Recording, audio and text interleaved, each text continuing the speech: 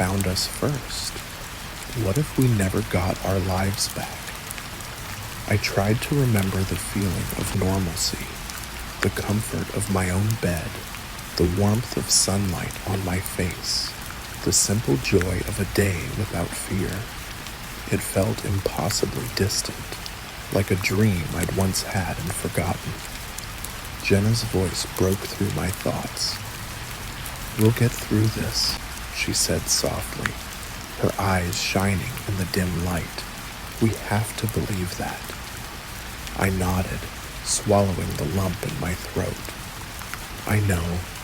I don't know how much longer I can do this." She reached out, taking my hand in hers. "You're stronger than you think. We both are." We sat like that for a long time, drawing strength from each other. Outside, the